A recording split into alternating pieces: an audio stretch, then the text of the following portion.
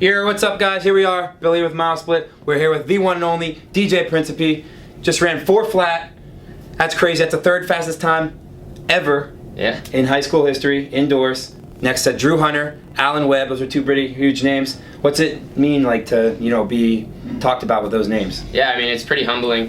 Those are guys that, being a freshman and a sophomore you look up to, and like you really only dream of running that fast. So to even be mentioned in remotely the same conversation is pretty cool.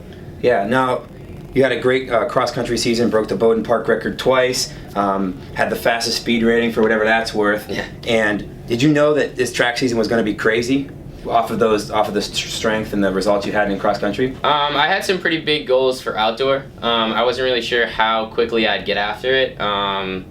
But just the way, I really haven't been training too crazy. I just think I have a little bit of extra motivation after cross, so I've just been trying to, take advantage of races I'm in. Being in the race last week was an awesome opportunity, and I just wanted to take advantage of it, and things have been going a lot better than I expected. Yeah, like does it almost scare you a little bit? Like you had a 4:07 was your PR out of all last year, then you PR'd by 3 seconds with a 4:04.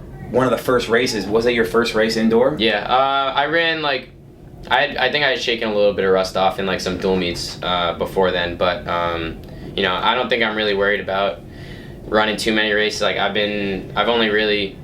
pictured Dartmouth and this last weekend as my only 2 really hard races so far. And workouts I really haven't done much, so I'm still feeling good. I still feel like I've got plenty left. Cool. So talk about your race a little bit. You ran 4 flat, .97, I think, right? Yep. And right behind Drew Hunter and Julian Oakley, which are 2 really good runners, respectable runners, run like 3:57 or something.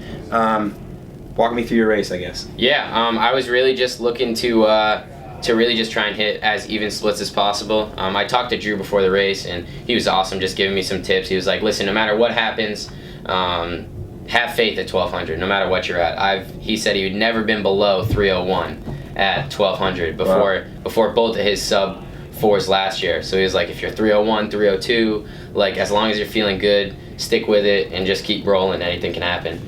And he said, it's going to take a little bit of magic. So I just tried to hang tough.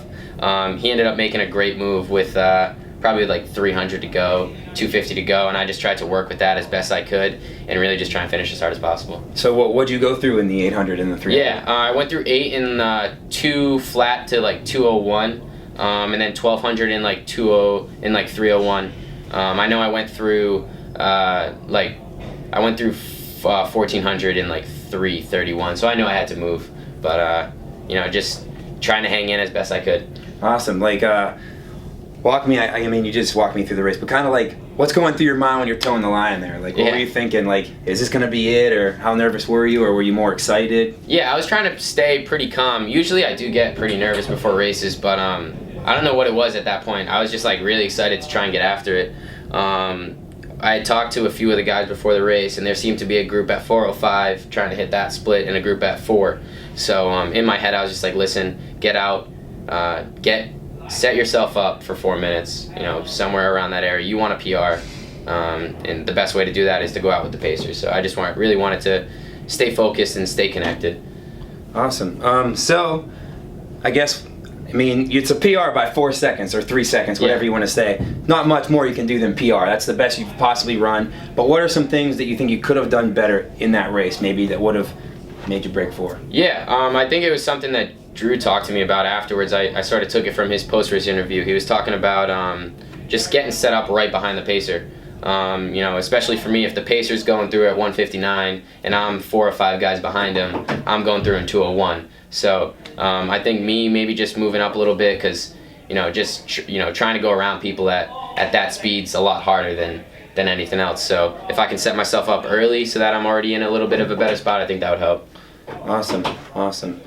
Said you were feeling pretty rough after that, huh? Yeah, I finished the race and just the usual tired legs and stuff, and then just not used to pushing to that extreme, I guess, feeling a little sick and stuff, but just hanging tough. I mean, if that's the type of feeling you got to have after those efforts, it's well worth it. Well worth it for sure. So you said you haven't been doing too much speed stuff in practice. What have you been doing, and what are some things you're going to be doing that'll help you get closer? Yeah, we're just been trying to focus on keeping some strength base from cross country. I feel like that's always been my big thing, is just being able to hold on. You know, I might not have the fast last lap, but if I can hit even splits, that's always kind of been my thing.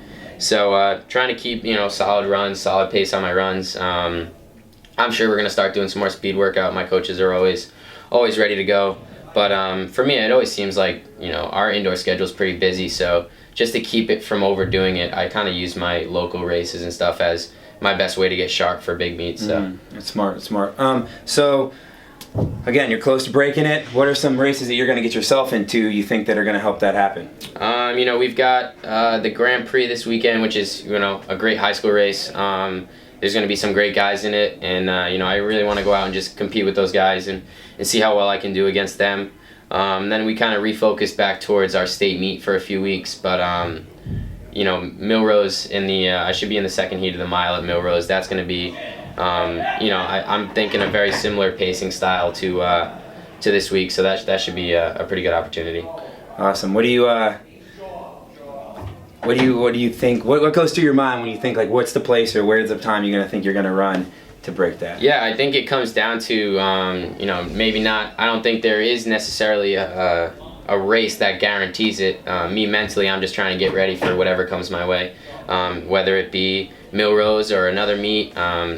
I just want to be mentally prepared so that, you know, any chance I get, I take advantage of it. So is that pretty much? You said you might have to quadruple for states, but, yeah, which will be crazy. But is this this is your main goal of this whole track season, or this indoor season is to break 4? Or are we going to see you run some 3Ks? Or, I mean, you have been running some DMRs and 3Ks and stuff, but like, what are some other are you going to keep running miles until you break it, or are you going to try to mix it up and do some 800s or do some, you know? Yeah, with the schedule of my season, I'm not really sure. Yale's usually my chance to run a fast 3K, but obviously decided to go towards New Balance games, which I mean, very good decision.